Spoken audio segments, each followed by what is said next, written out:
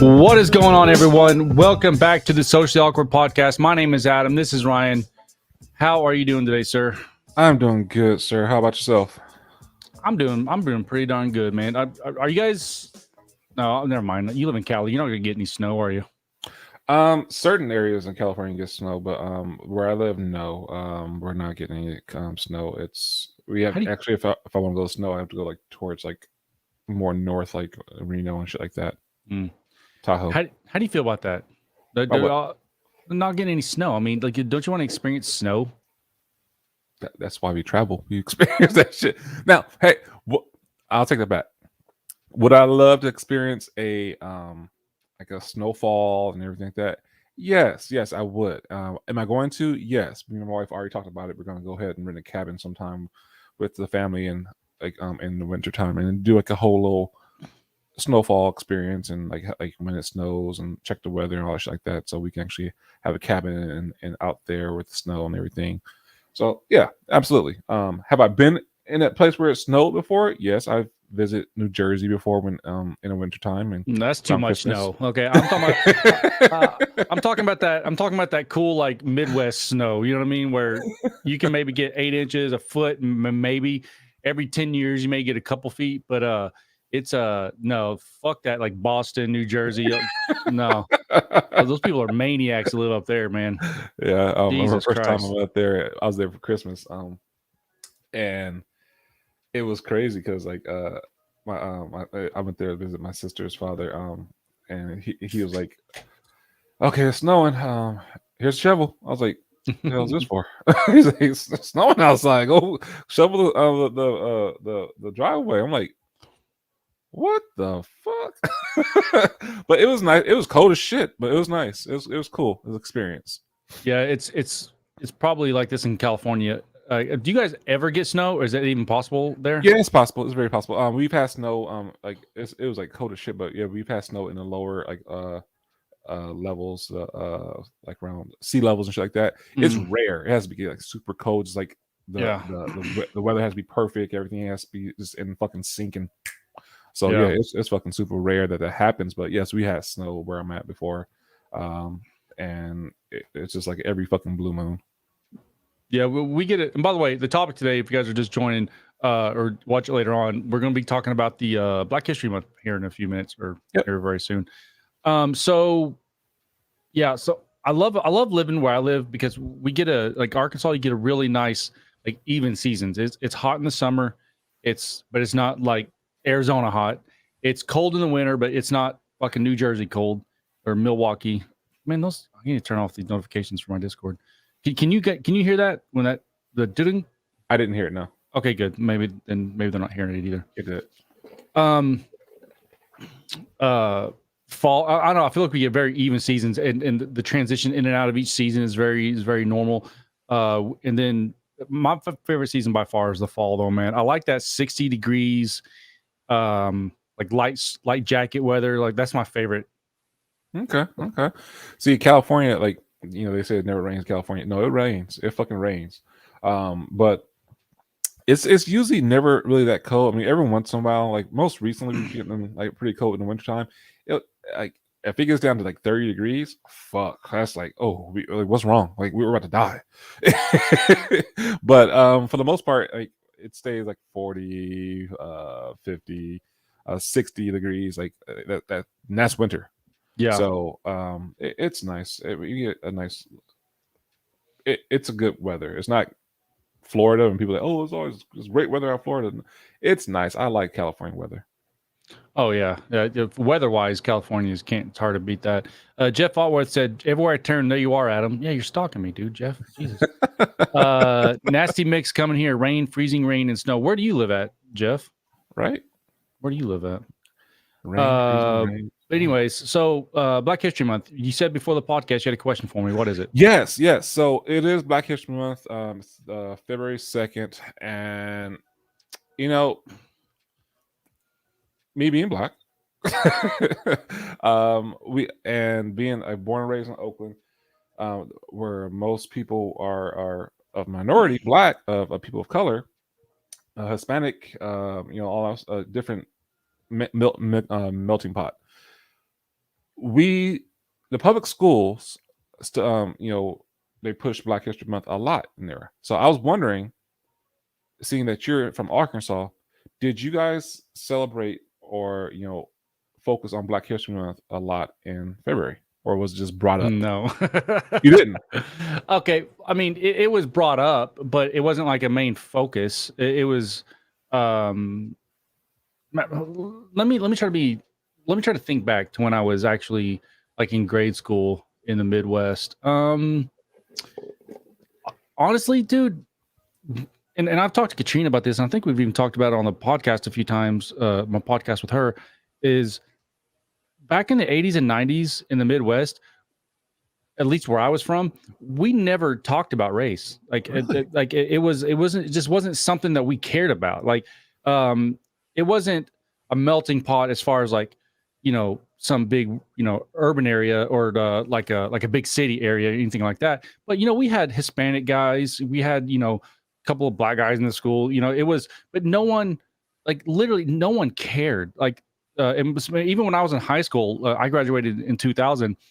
So even in the late 90s in high school, I lived in a bigger city in the suburb of Tulsa, and much more Black people. But even then, it was like no one talked about it. It was just up until like the first decade after like the 2000s, when race started to get ramped back up again. Just my opinion, I think it's by design, but we won't go there. I think that like just where I was from, at least in Southwest Missouri, in Northwest Oklahoma, Northeast Oklahoma, we didn't talk about it. Like we all just hung out. Like it just didn't fucking matter, man. And my best friend I lived in Biloxi, Mississippi, and my best friend in like 4th or 5th grade was this Black kid. I'd go to his house almost every day and play Mortal Kombat. That's all we fucking did. Mhm. And I didn't even think about it. I mean, I have fucking eyeballs. I see he's a Black kid, but it wasn't like he's my Black friend, or it's like it was just he was my friend and he happened to be Black. Like we just didn't think about it. You didn't highlight it. You didn't like focus. No, it on didn't. Yes. It didn't matter. You know what I mean? We're just fucking kids. But Exactly. now it's like we've come to this place where it's all people talk about. It's like we're going backwards, and it drives me fucking nuts. See, and that's interesting because I mean, not the kid part. I mean, I understand that because kids don't see color unless it's taught, and like it's so crazy how that works. But it's interesting just to kind of go back to the whole like y'all like back Midwest. You guys didn't really focus on Black history during February, and I get that there's debates that goes out there like, hey, we shouldn't just be focused on one specific nationality because of February, but it was like more of a here's that people look at it as a petty thing, or some people look at it as a highlight. Or well, I have a get more question for you attention. about that too as soon as you finish. Okay. So don't let me forget. And it's just interesting because like as a kid I was like, okay, we went through like the certain things in the elementary school around Black History Month, like the inventors. We went through inventors and what people like the leaders in the Black community throughout history, what they contributed for like, of course they put out Martin Luther King, of course Malcolm X, Frederick Douglass, and things like most people probably didn't hear about. So I'm like, okay. And as a kid, like whatever, that's natural. But for me, like it didn't really get interesting until I think 6th grade for me, because luckily I had a teacher that was that what's the word, studied and went to college for Black history studies, and so she actually took that, brought what she and taught us about stuff that they usually we had to get like a waiver signed by our parents. That's how like in depth stuff they teach in college. That she was like, hey, if you want your kids to learn this, here you go, I'll teach it, but you have to have a waiver and give it to the school. So because the school boards that wasn't the curriculum for the school boards, and everybody was like, yeah, like we had white kids and Hispanic kids in there too, and everybody, no one actually signed out for it, so it was cool because we learned a little bit more the stuff that they would learn about for Black American history in college. We was learning in elementary, and it was very interesting because I was like, oh shit, I didn't know that, and things that I've learned about happening in our Black American history or just American history, a lot of people didn't know until they had to go to college. I'm like, oh, I thought that was common knowledge. And so I was like, huh, okay. That's why I was asking you that about this, like, like if it's just different areas, if it's different time zones, very just environments or whatever it was. So yeah. So what was your question though? My question was, well, let me preface my question by saying this. I, as most reasonable people, understand that, you know, there was a history of like slavery and shit, you know, specifically towards, you know, Black people for the longest, for sure, in this country. And, you know, and there was a lot of negative, like, even after the end of slavery, it didn't end. It didn't end. It Like, didn't you know, end until, yeah, like Jim Crow. You know, it was still a mess for a while, for sure. yeah. And then yes, the civil rights, and of course everything. You know, there were still a lot of people that fought back against that back in the '60s. But we are about 60 years past that. In 2022, I don't know. Okay, Just say it. I got you. yeah, no, yeah. I'm trying to think of the right way to phrase it without sounding like I'm just don't give a shit. So, at what point? I guess here's my question: at what point do we stop ripping the Band-Aid off time and time again and actually progress and move forward and realize that we're all in this together? There's no need to single out any specific group anymore.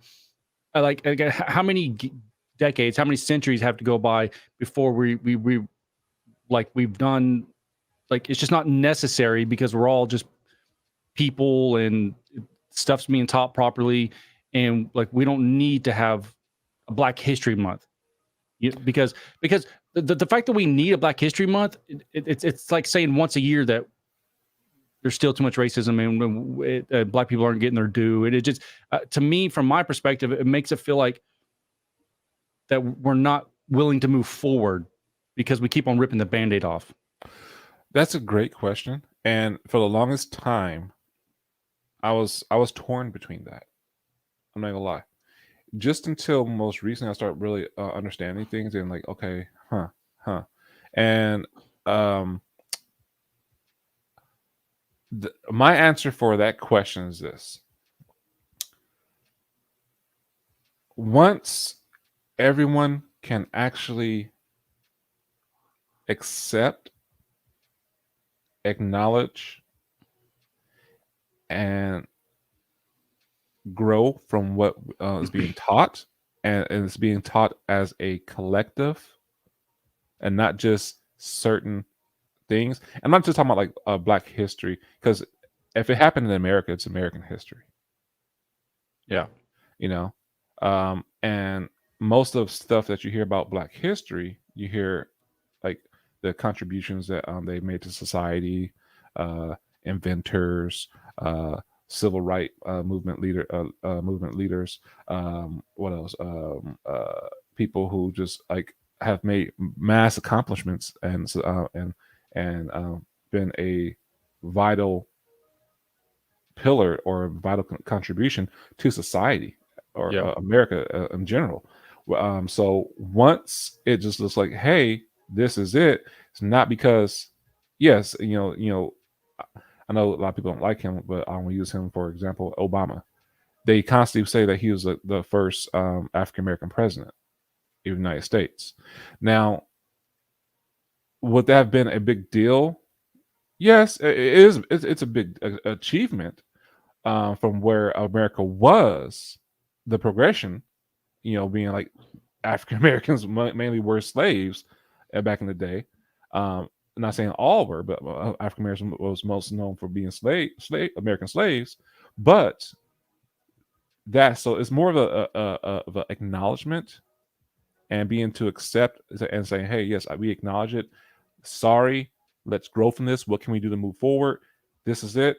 And I'm not talking about reparations and all that stuff. Like, I'm Yeah. talking about I'm like honestly like healing as a nation. How do you gauge that? You know what I mean? Like I mean, you're gonna take a national poll. Hey, do you recognize slavery happened? Are you ready to move on? You know, I mean, like how do you ever gauge something like that?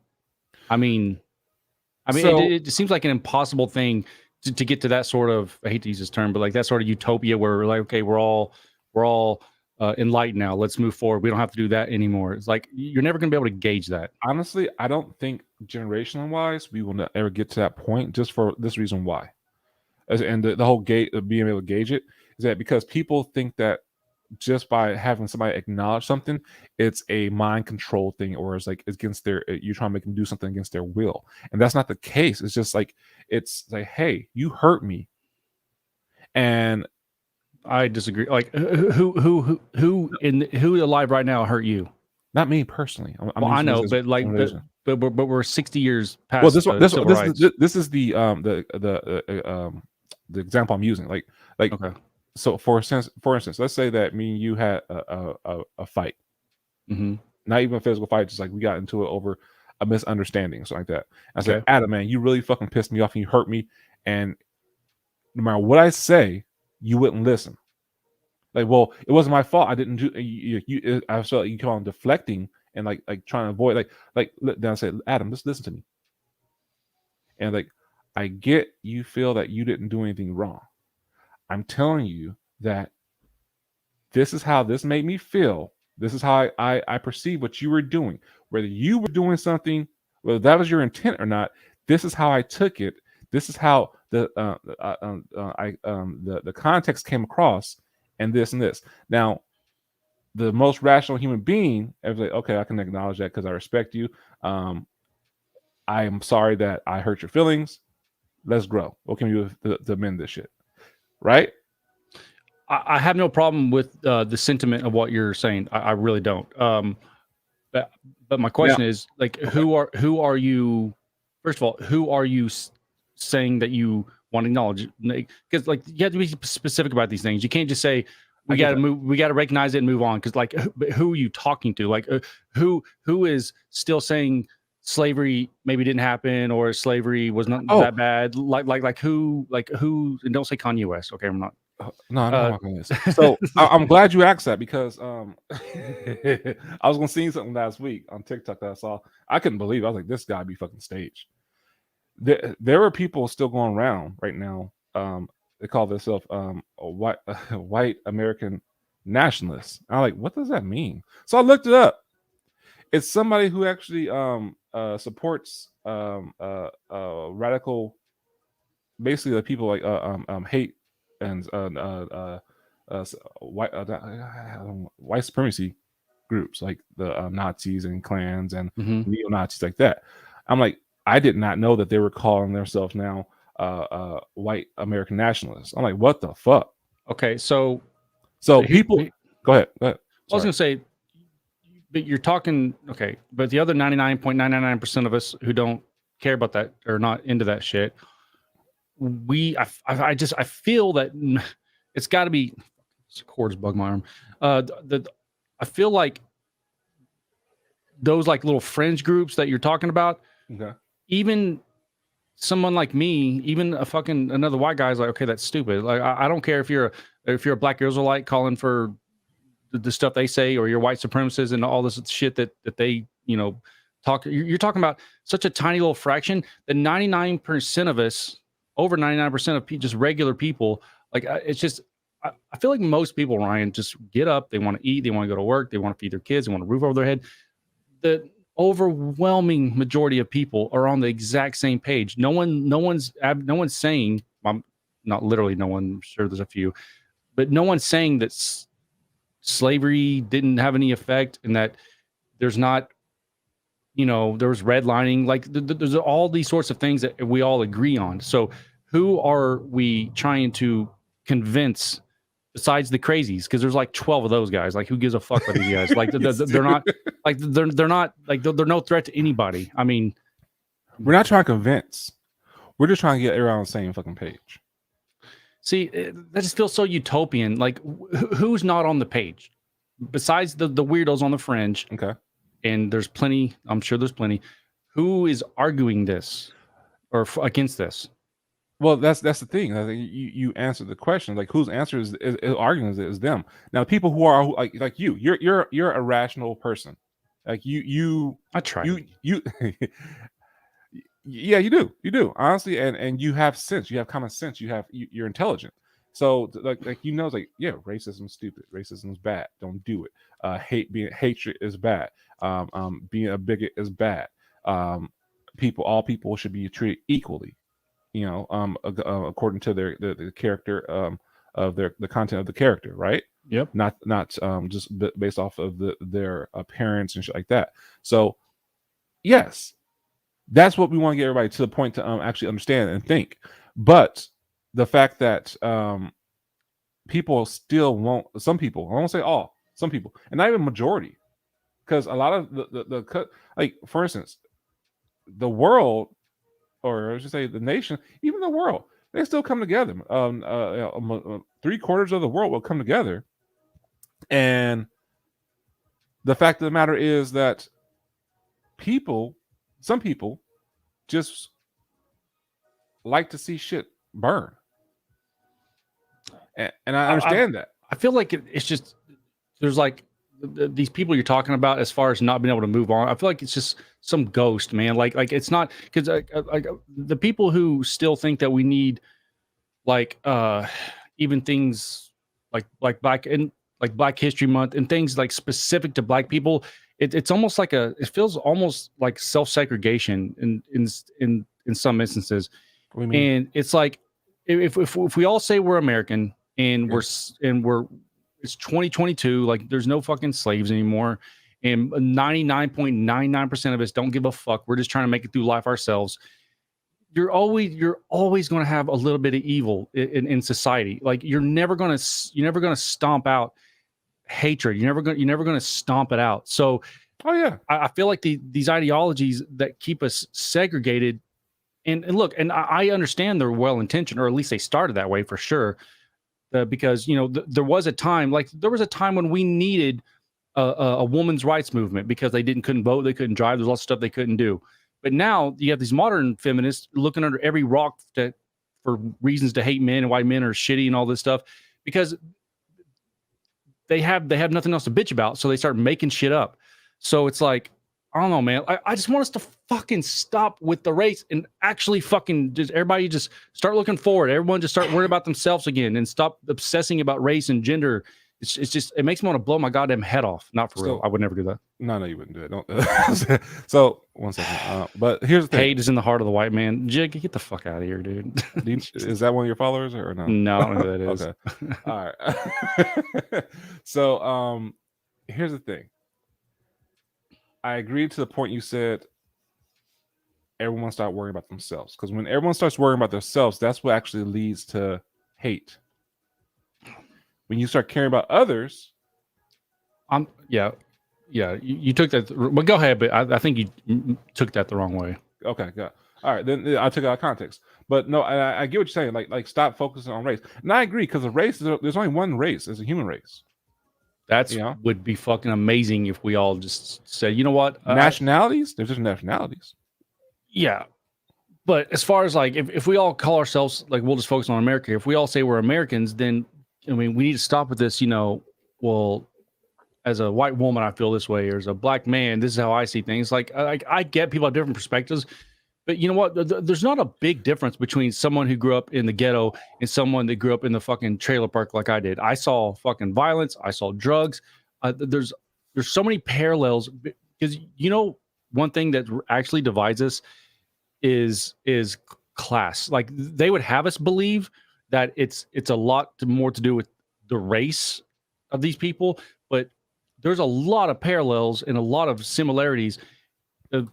Some little Black kid grew up in fucking Section 8, and some little white kid who grew up in a fucking meth house trailer park area. I mean, they all have it shitty, man. So I agree with that. I agree 100%. And something that's like, it triggered my brain when you was talking, that you said, and all that right there, like, whether white or Black, you're in the ghetto. You experience struggles. Now, when you said whether a black somebody says this is how it feels to be a white woman in America, or this is how it feels to be a black man in America, or a white man in America, what? So something, and that triggers something right there for me is like this. I was watching a movie, and it's actually a Disney movie, but the thing that the theme was it around it was generational trauma. And that, I believe, like, and that actually stems from, like, slavery, like generations passing down traditions or things that they did to for their next generation to learn how to survive. This is why I did survive. This is why I did to grow. You got to do this to grow. And they're passing down not only their legacy and their things, but they're passing down their trauma as well. And like through DNA, like physically, you can pass down like shit like that. Yeah. So, for instance, like whooping your kid's ass. Now, I'm pretty sure you get your ass whooped too, right? As a kid. Dude, my mom was a 5'6" Irish woman. She like her maiden name was McClary. She'd pick up a fucking vacuum cleaner and swing it at us. So she didn't give a fuck. See, okay, so that's yes, and I got the belt too. I mean, I didn't do anything to deserve most of the time. Well, I wouldn't say most of the time. If I got it, I deserved it. That's my thing. And here's the thing, is that I parent different now because of that. And not because like, hey, this is the only way to parent, because I'm like, everyone learns differently. Everyone reacts differently. Everyone just evolves differently. So because of that, I was like, let me try something different. And I had this conversation with my mom, had a conversation with my dad, my grandparents, because like, they all helped parent me. And being the one that being on the end of the belt, if I really fucked up for discipline, hey, okay, I get it. You spank your kids. For me, that's very last resort. That's like extreme last resort. You have to almost kill somebody, or like, hey, like fucking what the fuck? Like, you're not listening. I gotta jerk you out of it.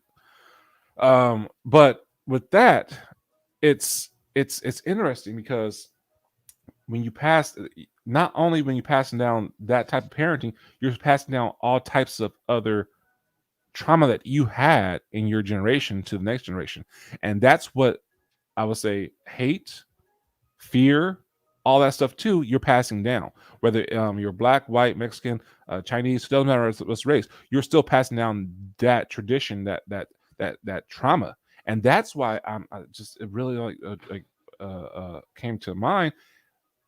That's what is continuing any kind of hate we have in America, or fear.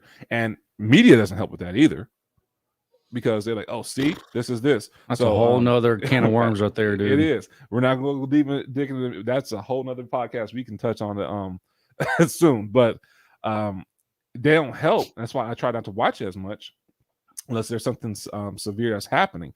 But just that alone, the generational trauma being passed down, because it's everything that we learn mostly from age 0 to about 7 till you start going to school and interacting with friends is learned from home. Everything. Yeah. And whether it's like you're indirectly teaching them about how you're acting, it's learned from home. So whether it's hate, whether it's love, whether it's treat others kindly, fairly, look at people like their character, not their skin. That's being taught at home. And I'm just fucking realizing this. I like, people are saying, how can we end this? Start from fucking home. Look at yourself first. Yeah. Fudge, I'll bring it up for a second. Fuzz Aldrin says, to fix generational trauma is to keep daddies at home, fatherless America. Like, I did read some statistics a while back that I can't remember the exact numbers, and I'm going to fudge this up, but I'll give you the gist of it. That families, and it doesn't matter what race, families where the kids, especially young boys, when they grow up in a fatherless home, their percentage of time that they grow up either in the prison system or just being a troubled child, low grades, even just being a fucking brat, not having a dad at home has a drastic effect, because daddies are moms can do it. I have a single, my sister is a single mother. She's a hard ass sometimes because she has to be. The dad's a fucking loser, in and out of prison, just druggy, and she's done a really good job. But it's still better to have a nuclear family. And look, I understand there's all different types of families. I'm not here to rail against that or say any one's better than the other. Oh, yeah. But just in general, having a father at home who can discipline the kids, because dads are just more imposing. They're scary. Like dads are really good at disciplining Like the kids. enforcer, yeah. And it makes a huge difference, man. And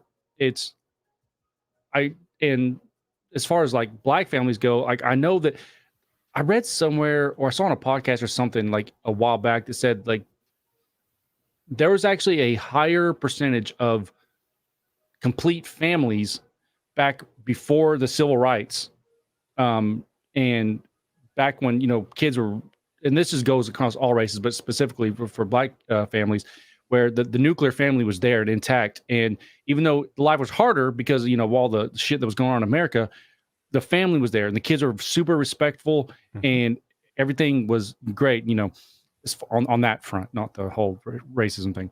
And then, but since the civil rights, when LBJ introduced like all the welfare and everything, it actually incentivized moms to not have the dad at home because they get way more money off the government. And that has had a rippling effect, especially in the black community. And I mean, it's just you're right. You need dads at home, man. Like it's a hard truth what welfare is done. And look, welfare is weird because I'm not one of those people like get rid of welfare. I'm not one of those people. You need a safety net, and this is not a race thing. It's everybody. Like you need a safety net in society to where if shit hits the fan, you're not going to starve. You're not going to go homeless. You can feed your kids. You can have a roof over your head. We need a social safety net, 100%. So our society doesn't deteriorate too far. But it's not supposed to be something. It's not supposed to be just a forever income. Which, if you play your cards right, if you don't have the dad at home, you can. If dad leaves, you have no reason to go get another man in the house because, look, all the welfare I get, you actually feel like you're taking a pay cut if you get a man in the house. Yeah. And it's just ass backwards. And I think that creates a lot of problems with the children. I agree. And you're right. I heard that that statistic in that studies too that went around. You're absolutely right. They say it takes a tribe. It's a tribe. Your family is a tribe, a community. It's your family's a community. That's why there's different like titles and shit like that. Everybody helps each other, and they a father and a mother is key. I mean, my father wasn't there for me like throughout my young childhood. Like I needed him there, but thank God I had my grandfather, and I had my grandfather was there, and he so I still had a father figure I can look up to. So that helps a lot, and because kids will go look for that father figure, whether it's if the father figure's not in the house, they'll go on the streets and look for it. Even if they don't know they're looking for it, they crave it. Exactly. Kids crave structure, and I didn't realize that till I was older. When I was young, and my dad was coming and going, or my mom was coming and going, my dad's always looking for my mom, and it was a very dysfunctional home.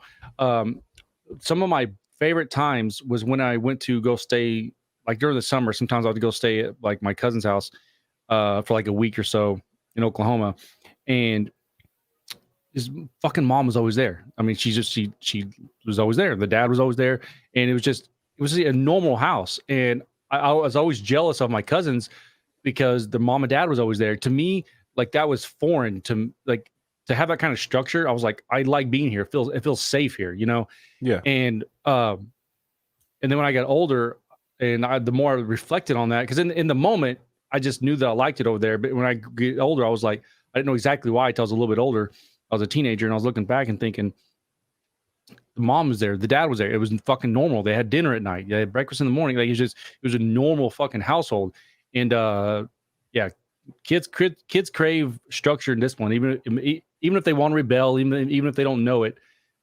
There's no adult that looks back and be like, man, I wish I had no parents at home. Like everybody realizes that it's vital to like their upbringing. 100%. I mean, and the fact that, unfortunately, you know, back in the day, like you said, the welfare was it hurt. So, a lot of families because of that. People were like, oh, okay, cool. We don't need the men. I mean, we don't need this, and we can rely on this. I'm good. I don't need you. And it tore families apart. And that was some say it was. I won't say because I wasn't born back then, but some people say that, or I didn't experience it, that it was actually systematically structured to do that, to in certain areas. So like as part of the whole Jim Crow experience like that, to tear apart and to make the struggle even harder. I'm like, yep. Oh, go ahead. Sorry. No, so I'm like, okay, that makes sense. You know, I mean, shit. What I want to touch on this real fast now. I want you to go say what you're gonna say. What shocked me when you say that you because you're in the Midwest, right? Mm-hmm. And like you guys go to Tulsa a lot, right? Mm-hmm. So have you ever heard of Black Wall Street? Heard of it. Not really sure what that is. So that was like, I guess apparently back in the day, during the Jim Crow era and all shit like that, Black people is part of Tulsa that was really thriving. It had a lot of Black businesses, Black-owned businesses. The community, like it was just really doing really well. And then some racists got a hair up their ass, like, well, what the fuck? Why are they doing so fucking good? We don't want y'all to be successful. And they fucking like they had like a whole fucking like almost this whole city, a portion of the city. It was just Black owned. It was thriving. They named it Black Wall Street. Like it was just like business was booming, and the Black community was doing real well. And KKK was like, fuck that, burn the shit down. And they just recently, these past 3 years, they start giving a lot more like telling the story of what happened. And it's like, yeah, that's actually a real thing that did happen. That was actually planted to happen like that. I was like, fuck, I didn't even know that existed until like a couple of years ago. But yeah, I've never heard of that. And that's your area. You used to live over there, like so. Yeah, I was like, they didn't teach me that one.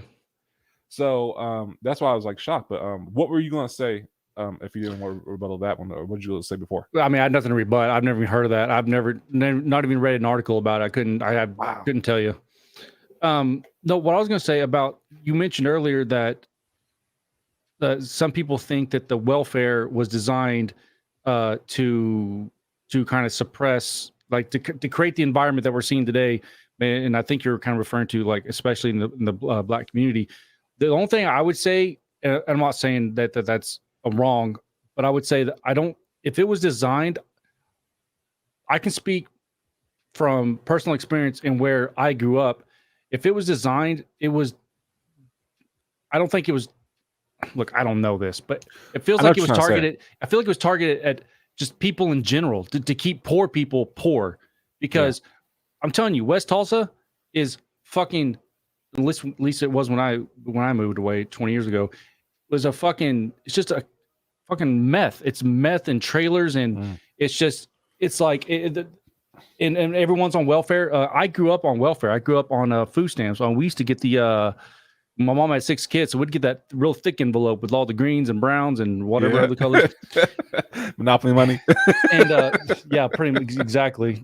And back then, my mom would have us go in and buy like a piece of gum for like a nickel or whatever it was, and then back. You can get the 90. You know, they fucking hate us. We'd go, all 6 of us go in there and buy something real cheap and come out with all the money, with all the change, and then she'd go in and buy cigarettes with the change. They're like, we're on to you, motherfuckers. She comes in and pays with the change 30 seconds after we leave. I don't doubt that they could be by design, but where I disconnect a little bit is that saying it was specific, and maybe it was targeted at Black people, and then it just kind of permeated out to everywhere. But if that was a design to keep poor people poor and dependent on the government, then good fucking job, government, you got us because it's fucking working. See, and I'm glad that you said that because like I said, that's why I love our podcast because it gives a different perspective. Like yes, you're Caucasian and I'm black, and we wouldn't know unless because we have these conversations. So the fact that you were your family was on welfare too. My mom was on welfare. But my mom's like, she saw, she's like, I'm not going to use this as a major crutch. I'm going to use this for get the fuck off of it. Because my mom was very prideful. She's like, so she was on it for like a year until she didn't need to use it anymore. My mom milked it forever. the whole time growing up. It's tough too when you have 6 kids. And and our dad was he was a mechanic, but he's a good mechanic on just regular on vehicles. But he was getting fired all the time, drugs, and just we moved around all the time. It wasn't stable. It wasn't stable, and didn't have stable employment. But with 6 kids and a dad that can't keep a job, it's really hard to get off welfare. I don't know. Like where I grew up, that was just a way of life. You just fucking get on welfare. You just everyone has food stamps. The people who didn't have food stamps were trying to buy food stamps for half the price from people that did have food stamps. I don't know if you guys ever did shit like that, but like, so food stamps. Yeah, my mom didn't do it, but like people will. I know people now who's on fucking welfare. Sorry to cut you off, but they do that. No, you're good. Hey, like here we get you like 25 to $1 or something like that. It's like, god damn, okay. Yeah, I think the going rate for us was it was like half. So we'd give them like $100 in food stamps. They'd give us like $50 in cash. That's good. It's a good deal. You get go get $100 worth of food and there's no taxes on food stamps either. Nope. Or there wasn't. I don't know if there is now, but what is it? Fuzz says, stay in school, wait until marriage to have a baby, don't do drugs, don't divorce, don't get too fat. The last part right there. I mean, yeah. It's decent, pretty good advice. Yeah. Happens. But yeah, no, I mean, stay in school, wait until a marriage. I ain't waiting to like you do what you want, but yeah, I get what you're saying. Don't have a baby until you're fucking ready. Please don't do drugs. I didn't do my first edible until I was in my mid-30s. That's why I'm such a dork. Yeah. So before we get out of here, so I just want to finish up on Black History Month. So the thing for me, just to kind of put a little bow on my perspective, it's not that we're in this weird time in history where we're pretty far removed, but not so far that there's not some lingering kind of effects from it. Yeah. So my question is, and it's not even rhetorical, how many more decades? How we need some sort of. So like, I'll tell you, this is what I already know what you're getting at. You're asking how much longer, right? Like some sort of standard, like give us something so we're like, okay, we get to here and then we can all fucking move on. But it's not going to be decades, it's going to be generations. I mean, so we have to keep like telling little white kids basically until it gets to Gen Z. Well, not Gen Z, sorry, it's not Gen Z. Gen X. When we're Gen X, millennial, we are on the cusp. Yeah, more Gen X. I don't give a shit. It's but the baby boomers, once they're gone, that's when that's the generation that still is holding on to all that shit. So, but how is what's in their thoughts like? Because what are baby boomers actively do? Like, who gives a shit what they think about? Teaching. Okay, this is teaching. That's all it is. It's what they taught the some of the Gen Xers. Now, some of the Gen Xers, and you're part. We're part of Gen Xers and millennials, and we're teaching different ways. And it's like, okay, cool. Now, is shit still out there that you can see stuff? Yes, absolutely. People are still teaching this shit, hate and stupid stuff like that. Yes, absolutely. People are still teaching it. Are most people in their right minds now? Like they ain't the way to fucking go. Yes, I agree. They are. But are there some radical people out there? Yeah. On both sides? Yes. And do they need to just get their head out their ass? Absolutely. I do agree that. But until like basically 2 more generations. I say 2 more generations, then it's going to hopefully doesn't turn to something else, but it's because it kind of already is. The reason I think it's not going to be that easy is because there's always going to be people who make a living off of the divide. There's always going to be people that race hustle. I'm talking about media. I'm talking about specific personalities. I don't have any specific personalities in mind, but it's a currency now, like to keep people divided, to keep us fighting for clicks and ratings. So the fact that the problem, besides the obvious slavery is bad, the problem now is they still use that as a tool to keep us divided. Hey, black people, remember how racist this country is, over and over and over and over. It's like fuel, yes, and it's on purpose. Like, that's the problem I have with it, because look, I think most people, you, me, most people would love to be like, okay, can we get it? Like, let's just focus on what matters. Let's go try to raise good families and just all live in peace and harmony and all that. But there's people who make a living off making sure that doesn't happen. You're absolutely right. No, I agree with you 100% on that one. You're absolutely right, and unfortunately, there'll always be people like that, because to start a pot is nice, and for them, that's beneficial for them.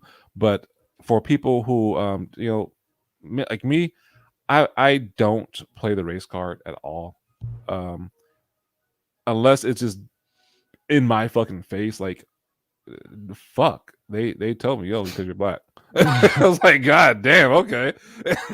That's never happened. Give me a break. Actually, no, it has happened once. I swear to God, it happened once. I was like, what? Well, so yeah, I get told all the time I'm racist just for being white, so I don't want to hear it. Shut up. No, you don't, dude. we'll we're not talk going about that later. Yeah, we'll talk about that later. Shut the fuck up. Anyway, but that I want to just highlight this before I leave. Fuzz says, I thought it was gone before Obama was elected. So, shit, I thought so too, but some people thought so too. But hey, I thought it was gone after 9/11. I was like, oh shit, we cool. Yeah, there was a couple weeks after 9/11 where everybody was waving the American flag. Right? He was like, hey, you got my back? Yeah, you come to the cookout. Come on. You black people think you got the fucking cookouts on some copyright shit. Fucking, we all been cooking out. You know what? Maybe you're. No. Shut the.